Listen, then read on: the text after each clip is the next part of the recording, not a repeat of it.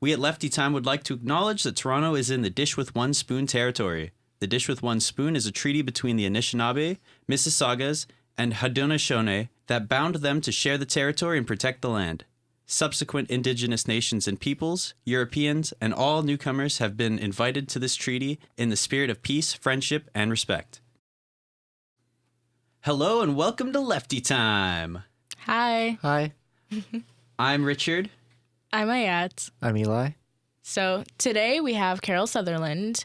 In January of this year, Carol was wrongfully fired by the Equity Community Inclusion Center at Ryerson, otherwise known as ECI, while on medical leave. Carol is a Black staff member and one of the few who is accessible to racialized students. Today, Carol works at Caesar as she moves forward with her lawsuit as #IStandWithCarol. Her termination is not just about Carol, but is also an attack to all the students who she serves. Well, first of all, how are you? I'm doing good. Today's a good day.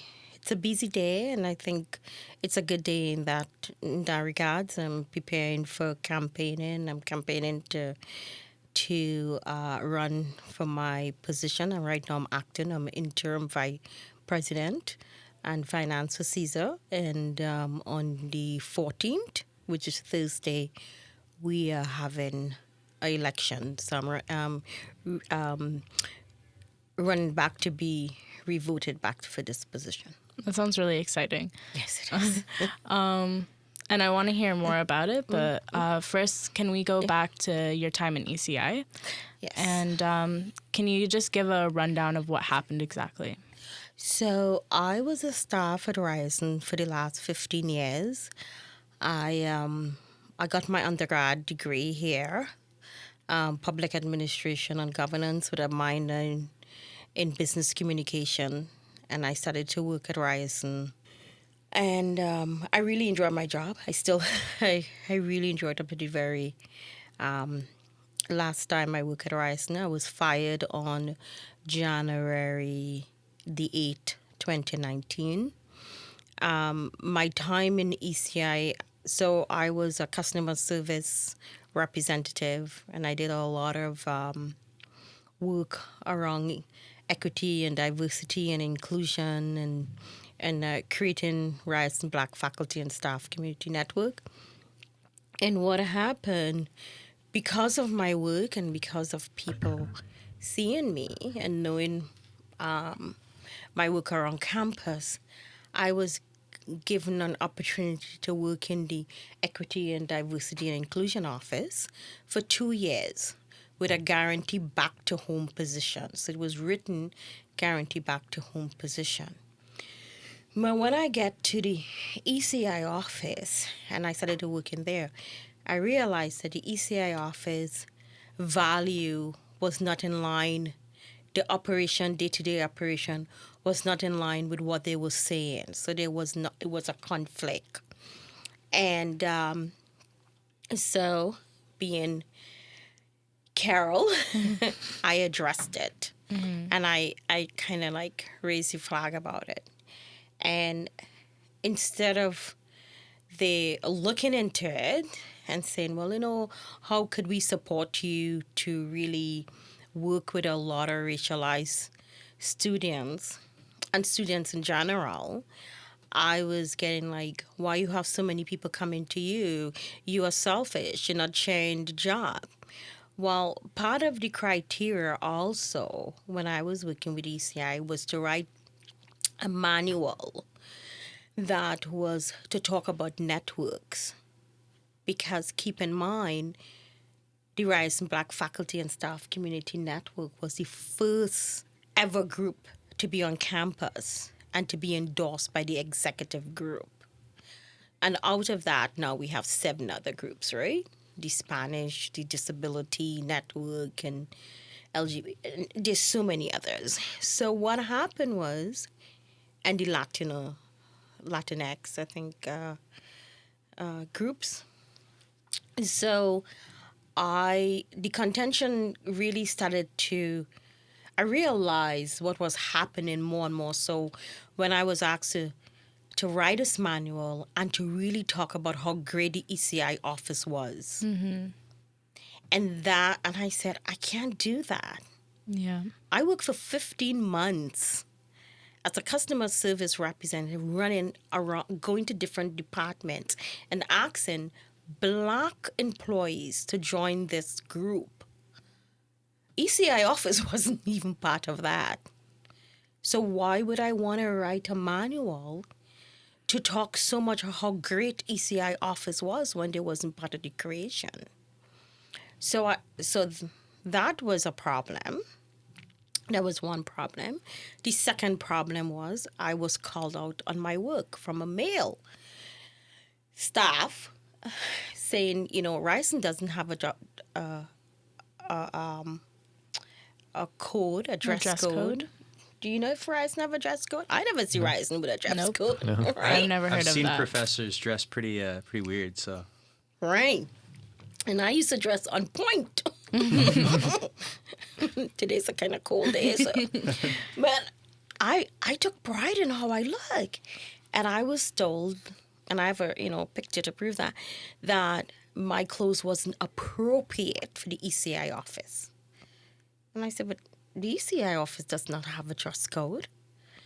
And I don't work for the ECI office. I work for Ryerson University. Big difference. I don't see ECI office on my paycheck. I see Ryerson University.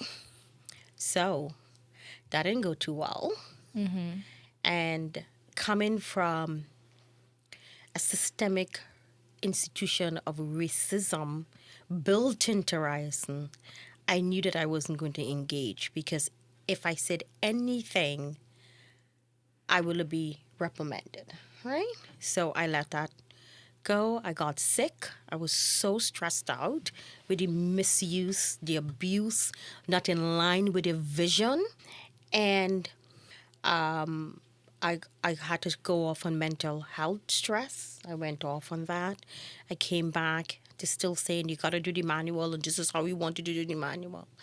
And they wanted me to write like a PhD person and to talk about how great manual was. Well, that's make work. Because if I write something that is not true and you're erasing my story, my experience of writing a manual that based on my experience running a successful network, what that tell me about the leadership? The leadership wanted me to lie. Let's get real here. Definitely. Right? And to create a manual for me to put what? To put on a shelf? The Ryerson Black Faculty and Staff Community Network. What a staff range at. We have staff that is putting up light bulbs. We have staff that keep our place clean. We have staff that work in consortium. We have staff that work in kitchen. We have staff that work all the way up to the executive, right? Then we have faculty with their PhDs, and we have staff that don't even have a high school degree. So what kind of manual you want me to write? That is not inclusive. Definitely. How you could talk about equity, diversity, and inclusion, and you want me to write a manual excluding half of the workers? Because remember, in the kitchen, we have 100 staff. Do you all know that? Wow. Right? I didn't know. Because you had a cook, you had a clean, you have the preparation, you have, at the time, I don't know what it is looking like, but after all these cuts. But at the time, food services had 100 staff. You could go to all these Tim Hortons around campus. If you start checking them, there's always 2 to 3 employees. Start checking all that. Start checking behind the preparation and everything. Was 100 employee? That's 100 people you saying to me, I had to write like a PhD. I had to write like a master's. So you're not being inclusive. And I said, well, this is not my experience. And for a university, for a department of ECI, for a directors in ECI to say to me, you are not writing. You are not doing the work that we want you to do.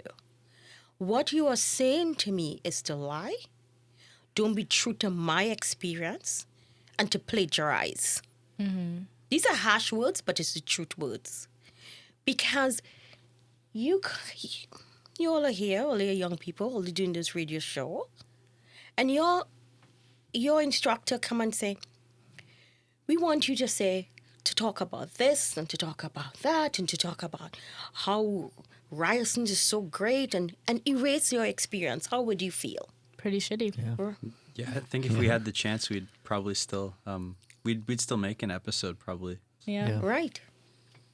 Because you're not being truthful to yourself. Your core value. So what that ECI office did, after coming from a systemic abusive department for years, what the ECI office did to me was to validate the wrongs of a previous department. It didn't do anything. They erase who I am, and they wanted me to align themselves with something that is not what they say. And if you look around, you could ask any student on campus, ask them what they think about the ECI office, and you will get silence. When you talk about like how they go against your core values, what values in like specific? So my value is we're in the business of serving students. It doesn't matter gender-based, it doesn't matter color. I'm in the business of students. If a student have an issue and a student come to me and I'm a staff and I know where the support of that student lie, don't ask me why so many students coming to me. Say, Carol, how could I support you in helping other students? So students can look back and say, we have a staff and the staff is really helpful, but the staff work for the ECI office. So the ECI office is really a good place to be. But if you have a staff and you're looking to say, I want you to log in when you're going to be here, log in when you're not going to be there. That wasn't part of my job description. And when I went back to HR and I say, I would like to leave the ECI office, HR said, you can't. And knowing what I know now, I could have gone back to the union and say, they are not honoring the contract. But I said, you know what? It's run by racialized people. I will continue. I don't want to, raise the flag. I don't want us to look like we are, not working together. Lateral violence is real.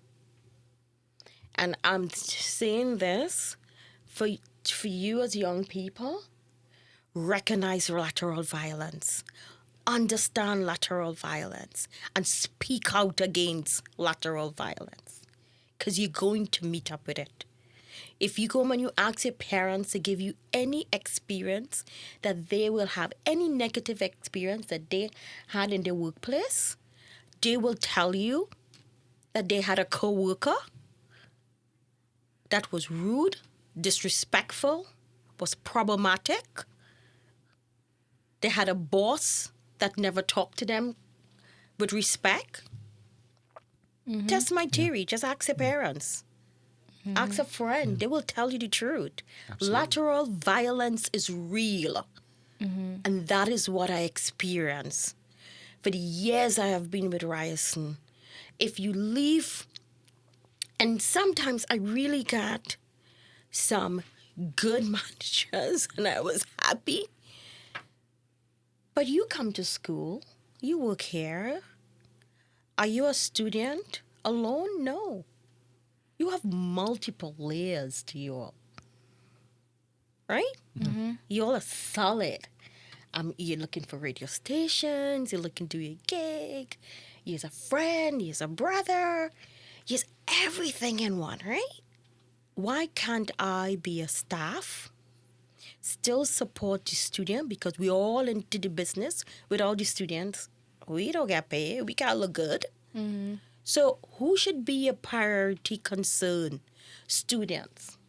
Too many times staff walk around and leadership walk around feeling that they're on top of the world. Well, who put them on top of the world? It's the students. Let's get real here. Let's go back to the grassroots. Without the students, your PhD don't worth nothing. Without the students, your masters don't worth nothing, because you need not to be in the business of education if you cannot deal with your clients. So earlier I mentioned that an attack on you and attack on any Black staff is an attack on Black students. So can you speak more to that? Well, I will think there's two things. What I have learned and what I know for sure. I used to believe, coming from my history, my background, my grandmother being half white, half indigenous from Trinidad and Tobago, and being very, very prejudiced, I always thought the monsters were always looking like white people, like, some of you all here, right? Let's be real here, right? Yeah. We're talking real, right? Yeah. And when I started to experience racism in a really, really deep way, came from white people here at Ryerson. And they came and meet me working at Ryerson. And it was like, wow, I can't believe this. I can't believe these people come and meet me here. This is my 6th year and they want me out of my job. Why am I getting suspended? Why this construction dismissal going on all the time? Why are you targeting me? It's like a Black man walking down or driving the street and the police just keep targeting them, right? Why is these white managers targeting me? And that played a real, I told the university that, I'm being harassed and discriminated. The university, very interesting, did their own investigation with their own lawyers to come back and say they didn't find any racism. Yeah. So I am going to police myself and I'm going to streamline everything. And I go say, hey, you wrong. Right? Yeah. When students do wrong, where students have to go? To the same institution to come back and tell them you do nothing wrong. The institution is still right when you feeling the violence. Yeah. And that also speaks to how the anti-Black racism climate review came about. So originally ECI, they wanted to create this review all by themselves, this climate review, which makes no sense because ECI is part of the problem. ECI is part of anti-Blackness at Ryerson. And it really speaks to just how these institutions just are constantly pointing at themselves The police in their own self. And then they say, oh, look at it, it's fair. So I left that, went into the ECI office. It wasn't white people now who started to give me that kind of level of violence. Yeah. It was it was racialized people, Black people, that continue this violence to the system. So let's look at it this way now. It is the system is designed. The system builds in anti-Black racism. So let's forget about skin color here, people. I get it from both ends. And the most violent one, I was fired at the leadership of a Black person. A Black person fire me very violently, right? Yeah. So this system, and when people think, I'm going to take on an organization, I'm going to bring an organization down. The only person you bring it down is yourself. Because these institutions is designed and it's built to work. And it is working. It is working. And the students will always know the place to be students. And the Black and racialized staff will only know to go so far. And the very few that make it a little higher is going to be one that can't make a decision. So the system is designed very nicely. And this is what you will have to remember. So I was stressed out. I was so stressed. I couldn't believe. And I know a lot of people who's going to listen to this broadcast is going to say, well, if you were going through all that, why didn't you leave? Did you not thinking about that? Some people might say, well, why you didn't leave? This is a violent place. Why you didn't leave? Well, there are good people. There are more, I believe. There's two things happen. When you show off a paycheck, you get emotionally attached to it. So my paycheck allowed me to pay for my son. I'm raising a male Black child in this society. Allow me as a Black woman to be independent, that I could pay a mortgage. I was emotionally tied to my job, and I was financially tied to my job. The third thing about it was there's still good people on campus. And the good people on campus, like my friend here, who supported me constantly through this hardship, where when I was fired, my phone didn't stop running. What's going on? I'm sorry to hear what happened. What are you going to do? How are you doing? It was hard. It was rough. But there's good people still on campus. And I have to always think about the good, because if you don't look at the good in the darkness, you will not survive this world. This is a violent society in which we live in. An institution like this will continue to breed people that is not fair, not kind. It will continue to track people that is racist. It will continue to track people with their own biases. But it also will attract good people in any organization. And you as young people have to find and look for good people. Seek out good people, because that's how you're going to get through your dark times. You already touched on it a bit, but talking more about mental health support and in the workplace, but also outside the workplace, and relating it to the situation you were in. So when I started to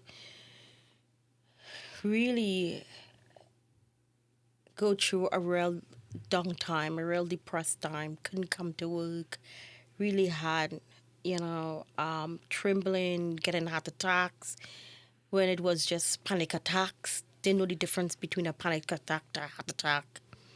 And my doctor started asking me a lot of questions. And he said, you're going through severe panic attacks. But I didn't know that. I thought I was going to die. I'm dying here. And he said, you have to go on medication. You have to kind of calm, just rage. And I couldn't sleep, and I still have problems still sleeping. And I felt that racism is also microaggression, right? And this is a very violent, quiet society, right?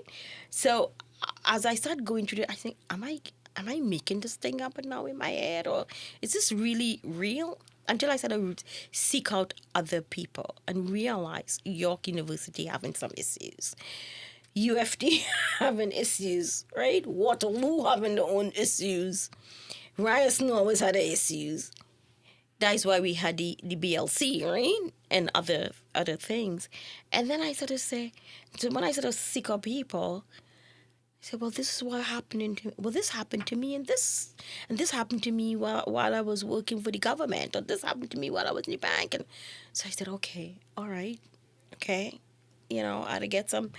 And a friend who is a professor at a different university, he said to me, you need to get someone to help you through and really look at anti-Black racism and what it looks like, and understand lateral violence, and understand systemic racism, and just not look at your own thing, look at the root cause, right? And why this is so entrenched into institution like this. And I get a fantastic psychiatrist that look at the holistic approach and keep helping me through. And then my mother and my sisters and my family and my husband, my kid, all kind of like helping me through, because I thought I just feel, and the worst thing you'll feel is when you start to go through this pain, you start to feel like, am I worthy? Am I worthy? You start to question your value, your worth. Mental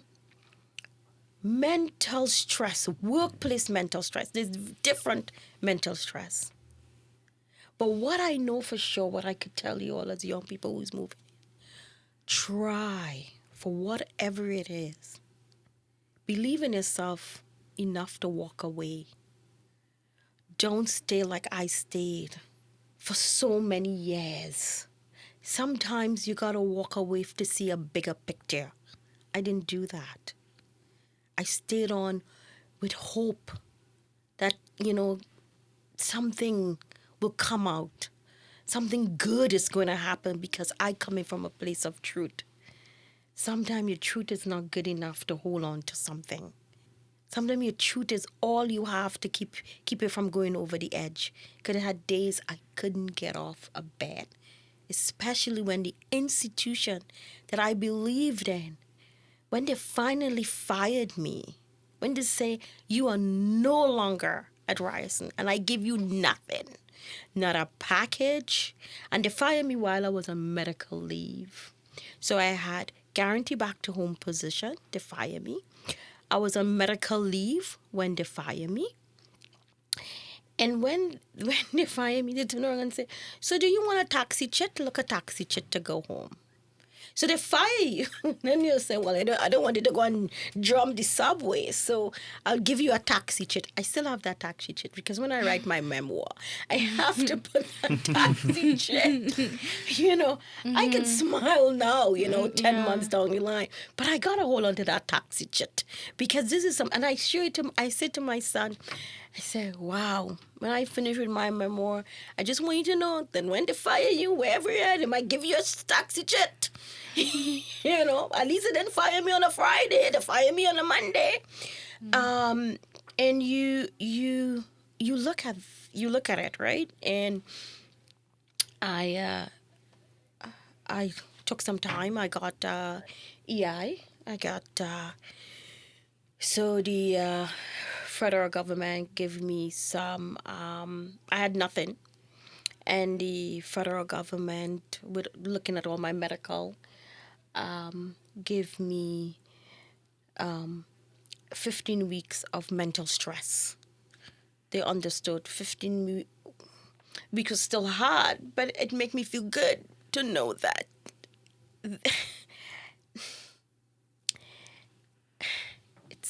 Take your time. It's a two-headed sword here.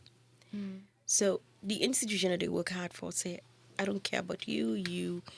You are not sick, and I'm going to fire you while you're on medical leave, right?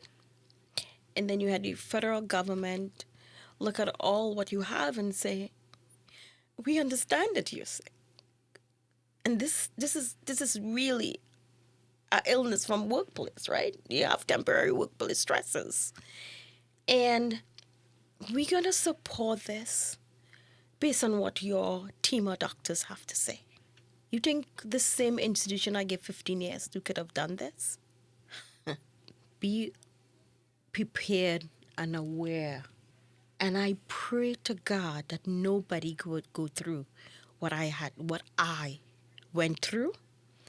And my situation with Ryerson is not resolved. So I have mediation to go through with this. And I just rest. I rest and I cry and I rest and I walk and I think about three things. One, why I was so emotionally attached to this organization. Why? I'm still rattling with that why, but I understand it's emotional. What is my self-value? What is my worth? What is my worth? What is my worth?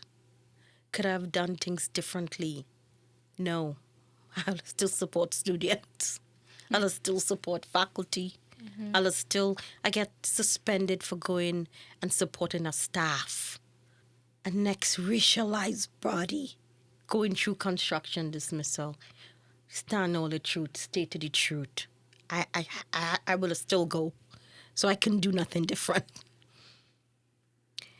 I did not know by creating a network, the Ryerson Black Faculty and Staff Community Network, that I was being political. I didn't see it as that. But everybody else said, Carol, you got to look at it. It's political. I didn't see it. I see it as we as Black bodies, we as people who identify as Black, had no support. We wasn't getting promoted. The students, you could walk in, you're a white man, you could walk in, you get information very different for if a Black woman, like you walk in, or a Black student like me walk into. Our information is not streamlined like the way in which you receive it. Remember, the majority of people who serve in you is white people. They say they'll see the son in you, the grandchild. You know, they'll see something that they can relate. They'll see me as a Black woman. To see a Black student, how could you relate to that? You see them as a person, but you can't really say, well, you know, that's my grandson going through the struggle, or this is my son going through the struggle, right? You just see them as, an racialized body. Hey, brother. Hey, sister. How are you doing, right? But for me, just like how I could relate to my people, I could relate to more Black and racialized people because this is who I am. This is my experience. But I don't mean I carry, this is on an emotional level, but I can relate to everybody. You understand what I mean? Mm-hmm. We ought to be real with this. Mm-hmm. A lot of people tend to hide this kind of questions. Got to be real. So then when you know these things, you know how to treat people with a level of respect all the time. So it was a difficult journey, and I'm still going through it, and I am so grateful to get up one day and I get a call saying that there's a job at Caesar and I think you should apply for it. I was getting calls. It was hard, but I was getting calls, so I knew that I was valued, that people understand my value, and that was good. That started to get me up. Mm-hmm. And, it's a part-time gig, but it got me off. It got me out of the house. It got me out of the house. It got me up to say, every day I get up and I put my shoes on. I put my clothes on every day and I come down here. I said, I stand in my truth and I will not be silent. I stand in my truth and I will not be silenced. And whatever you all are doing in life, remember that. Remember this. Stand in the truth. Do not be silent. Don't let no institution, nobody silent you. Stand with your truth. And that's what I'm doing here today. Thank you, Carol. You already talked about it a bit, but talking about how you didn't view the network as political, but I think that when people say activist, they imagine this person, marching and yelling and chanting, but what you were doing was activism. it just didn't look like this, picture perfect, typical image of activism. But what you were doing was activism. What you were doing was political. And also talking about how did this like journey of you realizing that like all of this was institutional? How did that begin? Because you said it like started with a friend telling you that like this is how the institution runs. So I didn't know it was institution. I started reading books about it. I started to just figure out what's going on here. Why it can't just be me alone. So I started to put myself out. I started to ask questions. And the more that I go, I belong to a fabulous union, UPSU. And UPSU have a whole racialized unit. And I started to go through the racial, and the union was saying, well, we have some issues, there's a lot of systemic building. And I started to ask questions, and I started to say, okay, well, Carol, what systemic really looks like? What microaggression look like, right? And then I started reading, realized, wow, okay, so I'm fired.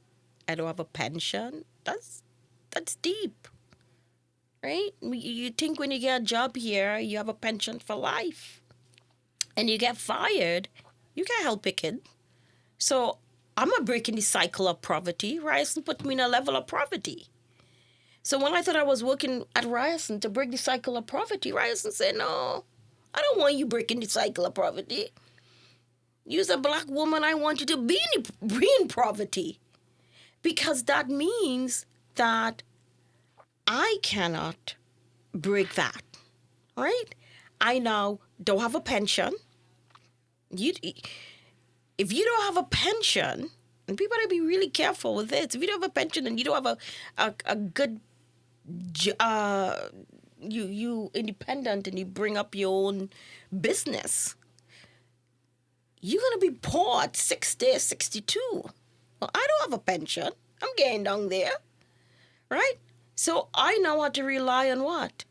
Government assistance. So Ryerson done put me, Ryerson is talking about, oh my God, equity. We free. But Ryerson put a black woman in a poverty state. One, I now I don't know where would I find money to send my son to university, because when you work here, why was one of the perks of working here was to make sure that my black son get a university education. You all might be graduating here. Good for you all. I'm very happy.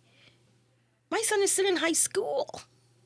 That's the next level of poverty, right? And then Ryerson will say, well, I'm not here to save you. I'm not. But people don't realize the same way you ought to have a university degree and you ought to be qualified to do this job, the organization have a responsibility to you. The organization have a responsibility to their employees. When you talk about systemic, that is part of systemic. When you're doing a erasure of people that look like me, that's systemic. That's intentional. Firing, looking for ways to erase black voices off a campus, employees like me. It's intentional. I was targeted. So I'm going to tell you all something, what I realized, what I have learned. There's institutional carding.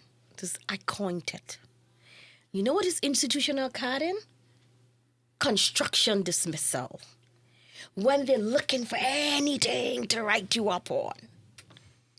When they're looking to write you up and then they come in and say, we are going to give you a suspension without pay. Mm-hmm. How could you have less pay to help your family? That's putting you in poverty. That's institutional carding. So when black people, black bodies walk down the streets and police stop them and ticket them, institution is sticking at us because the more they write about your performance, that's institutional carding. I could write a whole book on institutional carding that goes on at Ryerson.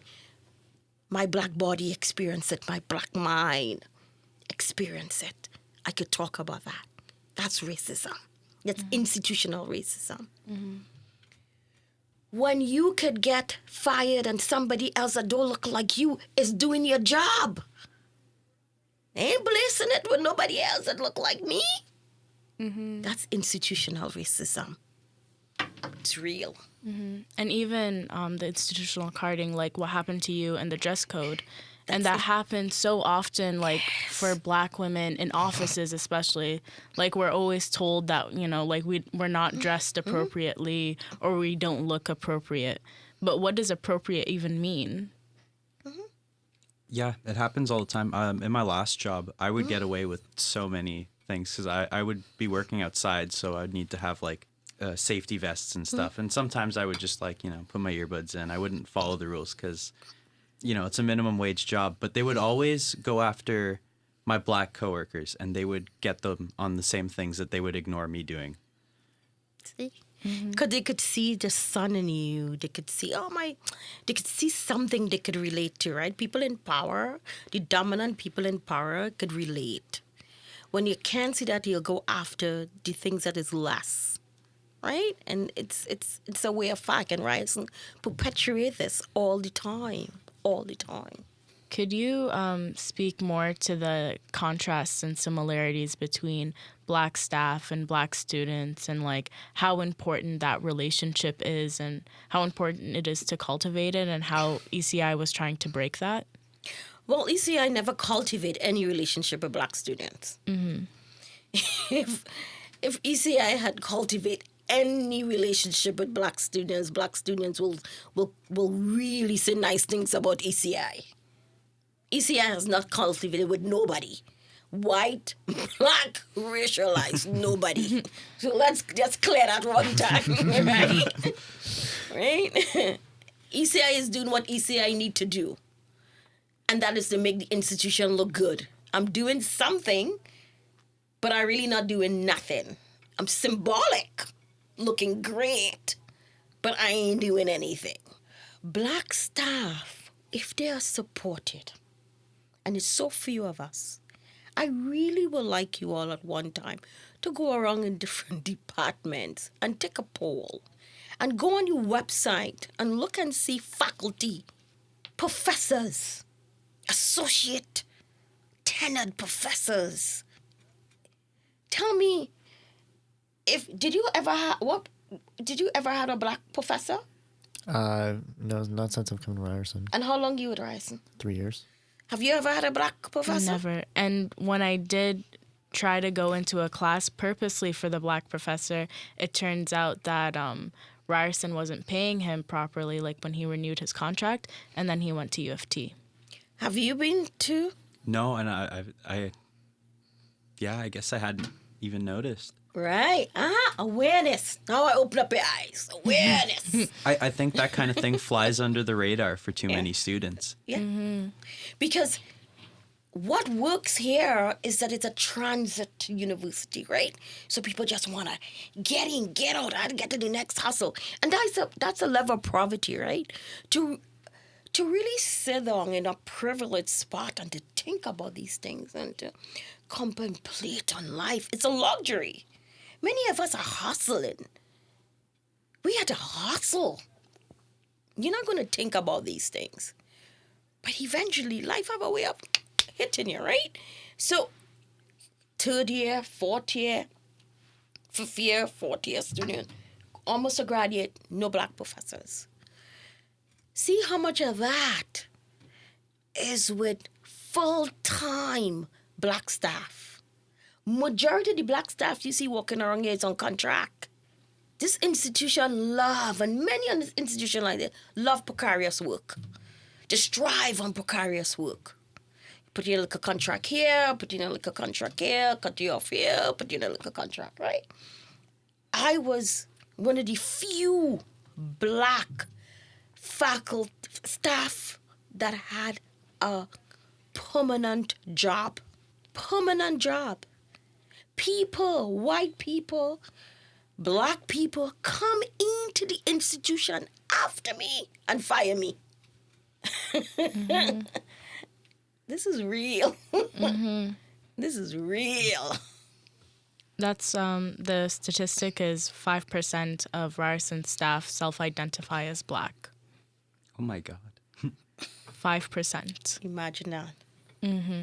Imagine that. And that is when probably the morbidity statistic while I was there. But think about I gone now, and I was a permanent staff, right? And this is also And many others. And this is also just a percentage that Ryerson themselves decided to collect. Something like the Anti-Black Racism Climate Review that will like reveal a much more in-depth understanding of the Black staff at Ryerson, because we aren't just a percentage either, or you aren't just a percentage. So much more goes into that. True, and also the breakdown of where like those positions are, because like you said, if you're talking about professors or associate professors, it's probably significantly lower there. I think it's 2%. Yeah. Oh. Yeah. You touched on it a bit, but what kind of support are you looking for? So I am looking. There's a campaign out. I stand with Carol. I started a group called Black Workers Matters, and I really want support on that. There's T-shirts being make. We keep printing them out. So if anybody wants to support it, it's $20 to keep the network going. Black Workers Matter, and behind the T-shirt say I stand with Carol. So I would like students to support me. I go into arbitration. I want the university to set a date for arbitration with me. I want the university to go through the process and I get my job back, or they compensate me for the wrong that they have done. Keep in mind that this could go on for a long, long time because the institution is built to outlast us, right? Yeah. It's real. So I also have to understand my place in this whole big mess. That this is an institution that have millions of dollars. They are entrenched with power and leadership. I don't want that. I was fired with nothing. I don't want that. I have a union that is fighting, a union that is actively questioning the university. Well, if she was guaranteed back to home position, why wasn't allowed to go back to? Then I couldn't. It's an institution that say, I will only support you when you're healthy. But damn it, I will get you sick. I will put you in a mental stress, and then I'll fire you for being sick. Right? So you see the violence that is built into this institution. So I know that this is going to outrun me. I know that I am going to... I have a long road, but I know for sure that I will win this. You know why I will win this? I've seen one person make a difference. Look at that young lady that did that climate. She said it to Jess, I'm going to go and I'm going to sit every Friday. And I'm going to bring that awareness to this climate crisis. And now it's a global movement, millions. I know that by telling my truth and continue to speak my truth, people will understand and come on board. What I would like from the student is to hold the university accountable and ask the university to really put on questions. Why did they fire me? Not attacking my character. Forget about, oh, she wasn't this, she was that. Don't talk about my character. Why did you fire me while I was on medical leave? Why? Did you didn't want this black staff on campus who is doing ECI work? Why? If students start asking these questions, you get the answers even for yourself. You become self-advocate for yourself, because this is going to happen to anybody. Bullying, incivility, anything is going to happen, especially now with this climate of government who only interested in the 1%, and a lot of people who's trying to get to the 1% and can never reach, who feel that they're better than the rest. You're going to come up around that. So what that look like? What I want to answer your question, I need the students and them support. I need every student support on this. And I need you all to ask these kind of questions. Even if it's not for me, but continue to ask that question along their line. Because my truth will continue to be spoken. It's going to continue to be told. Share my story. You can find my whole story on Ryerson, the Ryersonian. It will say, if you're punching Carol Sutherland at Ryerson Eye Opener, it have everything there at Ryerson Eye Opener. Keeps telling my story, keep sharing my story. My story need to be told. And people in high places need to be held accountable. If you're going to talk about ECI, if you're going to put ECI as a big brand, then do the work. If you want to make this campus inclusive and intentional, then everybody have to be at the table. And you cannot have selective. You can't tell me you can't find a PhD in what? Media? Oh, you all belong to media? Mm-hmm. Yeah. Radio? You don't have a black PhD out there that could teach media? Shame. Shame. That was all so great, Carol. Definitely a lot of it I could relate to, and a lot of it I could relate to from like our own conversations as well. And it's great always seeing you around campus. Thank you. And even if you don't have the position that you used to have, you still have your same role with your relationships with Black students, and how you maintain that, and how it's so important to you is very important to me as well as a Thank Black you. student. So thank you. And also thank you for coming on to our show. And we really appreciate it. And Thanks for having me. yeah. And we're also honored in, being part of your message to broadcast out to the world and to this institution. We're glad that we can also be a vessel for that. Thank you. I really appreciate it. Thank you for the invitation. And, as you all go out to this world and make your mark, you will come across a lot of people. You will get lateral violence. You will get institutional violence in so many different ways and wrongs. But be true to yourself. At the end of the day, that's all you have is yourself. Be true to yourself, be kind to yourself, and when you're kind to yourself, you're kind to others. I wish you all the best, the journey here at Ryerson and your journey in the world. Thank you for having me. Thank you. Thank Thank you. you. Thank you so much.